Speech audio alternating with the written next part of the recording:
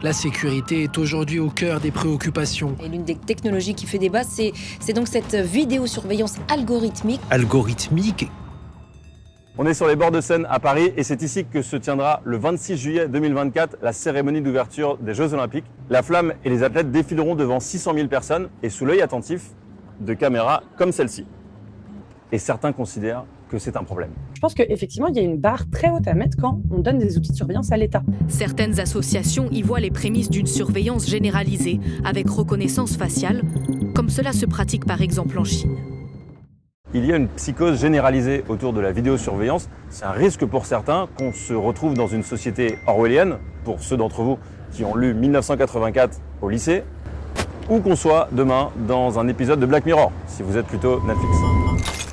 Alors on a voulu savoir de combien de caméras on parle pour les JO 2024, à quoi ressemblera la surveillance algorithmique qui sera déployée, si ça marche pour réduire la violence, bref, si cette psychose généralisée est justifiée. Et à l'origine de cette peur, il y a cette loi du 19 mai dernier. Une loi qui autorise l'expérimentation de la vidéosurveillance intelligente pour assurer la sécurité des manifestations sportives, récréatives ou culturelles jusqu'au 31 mars 2025. Et là, il faut qu'on distingue les trois types de caméras dont on va parler. Il y a la caméra classique qui retransmet en direct des images ou les enregistre, la caméra algorithmique dont le but est de détecter grâce à de l'intelligence artificielle des situations anormales, c'est cette solution qui a été validée, et enfin la caméra biométrique dont l'objectif est en plus d'identifier la personne suspectée d'avoir un comportement anormal via la reconnaissance faciale. Et ça en revanche ce n'est pas autorisé par la loi du 19 mai. La plupart du temps, rien ne permet de les distinguer, seul le logiciel à l'intérieur de ces caméras est différent. Alors maintenant, on aimerait bien savoir combien de caméras seront effectivement opérationnelles pour les JO de 2024 et pour en savoir un peu plus, on s'est rendu à la CNIL. C'est la Commission nationale de l'informatique et des libertés. Son rôle, c'est à la fois de conseiller le gouvernement dans ses projets de loi, mais aussi de contrôler et d'alerter sur les dérives informatiques ou numériques qui porteraient atteinte à nos libertés. C'est pas des dispositifs anodins pour les droits et libertés, ça c'est une certitude.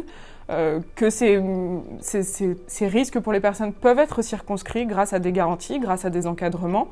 Que l'encadrement qui est proposé aujourd'hui, en tout cas tel que nous on l'a pu l'analyser, présente un certain nombre de garanties, qui peut être de ce point de vue-là vu comme assez rassurant, et qu'évidemment de toute façon après, le déploiement lui-même doit être vérifié et contrôlé concrètement pour s'assurer que le cadre prévu qui aujourd'hui nous semble rassurant l'est bien dans la réalité. La CNIL est plutôt satisfaite car ses recommandations ont été prises en compte, mais c'est sur la méthode pour rendre une caméra intelligente que l'on s'y perd un peu. Il faudra respecter le cadre de la loi JO, de l'article 10, pour pouvoir venir justement brancher ces algorithmes d'intelligence artificielle sur ces caméras préexistantes. Mais donc vous nous dites qu'il n'y aura pas une seule caméra qui va être installée physiquement pour les JO ? Non. Et c'est là que le casse-tête a commencé pour nous, parce que quelques jours avant cette interview, Gérald Darmanin, ministre de l'Intérieur, annonçait dans un tweet que 400 caméras supplémentaires allaient être installées à l'occasion des JO, soit un total de 4400 à Paris. Et ça rentrait un peu en contradiction avec ce que venait de nous dire la juriste de la CNIL, alors on l'a rappelé. Allô ? Oui, bonjour Marie Dubois-Freinet de la CNIL. On a vu aussi des choses où on peut avoir du déploiement de caméras spécifiques, dédiées, algorithmiques, qui sont complètement distinctes des caméras traditionnelles vidéosurveillance. En fait, ces caméras-là, algorithmiques, on ne les verra pas se déployer de manière ad hoc dans l'espace public. Alors, je vous résume l'échange, c'était un quiproquo. Les caméras dont Gérald Darmanin parle sont des caméras classiques sur lesquelles plus tard sera installé un logiciel d'intelligence artificielle. Rien à voir avec des caméras 100% dédiées à un usage algorithmique qui appartiennent évidemment à un cadre législatif complètement différent. Je peux que confirmer que c'est compliqué, ça, il n'y a pas de débat. Le chiffre que vous avez tout de même tous retenu maintenant, c'est le nombre de 4400 caméras à Paris pour l'horizon 2024. Pour comparer avec Londres, qui nous est proche culturellement, politiquement, et puis qui a abrité des Jeux Olympiques en 2012, une étude estime leur nombre de caméras à un peu moins de 21 000, mais tout s'équilibre plutôt bien si l'on rapporte ça à la population. La vidéosurveillance arrive lentement dans nos vies et c'est l'exemple type d'un sujet politique clivant qui ne met personne d'accord. C'est pour certains un outil indispensable pour lutter contre les violences, c'est pour d'autres une dérive qui met en danger nos libertés individuelles. Avant de donner la parole à ceux qui s'opposent à cet outil, on a voulu comprendre comment fonctionnaient vraiment ces algorithmes, soi-disant intelligents, Direction les locaux du groupe 22 qui développe ces logiciels.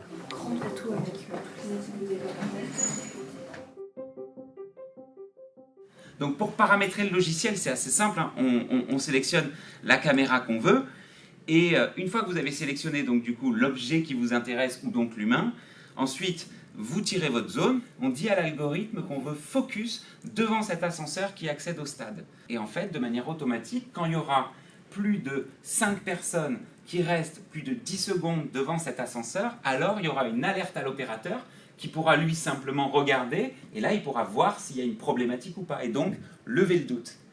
Oui, comme n'importe quelle en fait, chose qu'on peut acheter, on peut le détourner. Pour ça, il existe des lois, et il existe, on va dire, un go-to-market, et donc des orientations à qui on vend. Oui, on regarde à qui on vend. Dans nos contrats, il y a marqué que l'utilisation doit être dans un certain cadre. Si ça va plus loin, nous, on peut se retourner contre le client. Déjà, en ce moment, on peut acheter des logiciels en Israël ou aux États-Unis, et croyez-moi que je les ai déjà vus dans certaines organisations qui peuvent être utilisés à tout un tas de choses déjà. Donc, les travers existent déjà. Les travers ne doivent pas être renforcés, et les travers doivent être vite cadrés. Véhiculer une image rassurante de la vidéosurveillance, c'est très important pour les acteurs du secteur parce que le marché est énorme à l'échelle planétaire. On l'a évalué en 2020 à 52 milliards de dollars.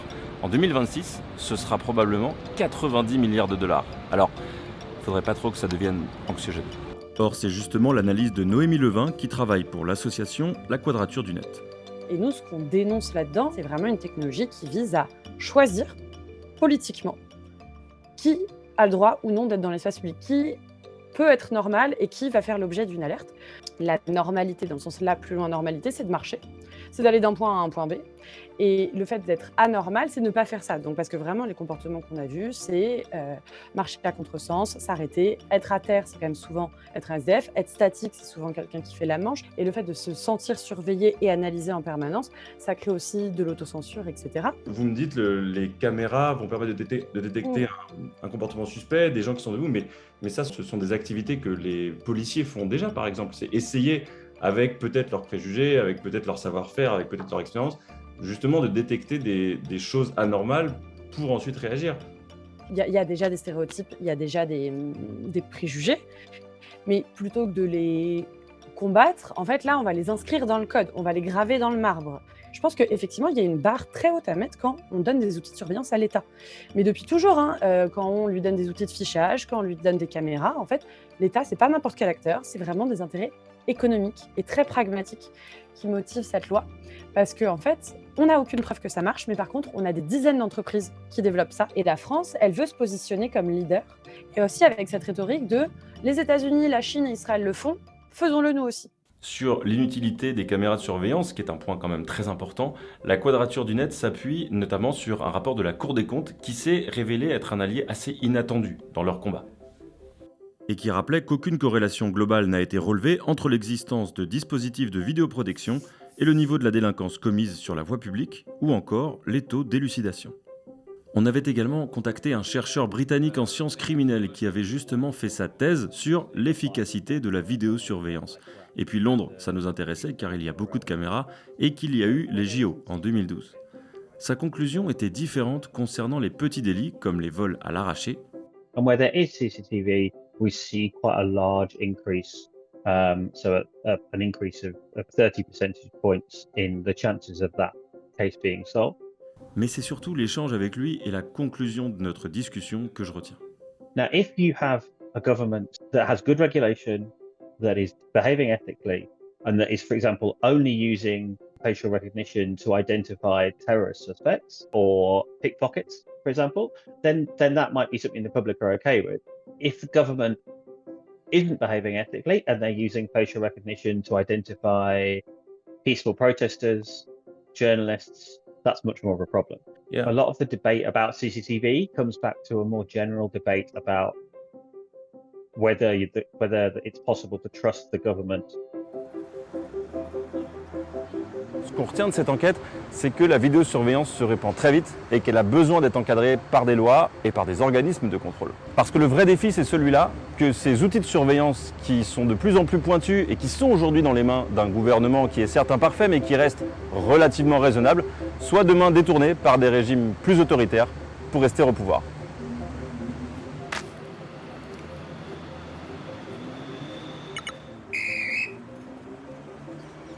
Pardon.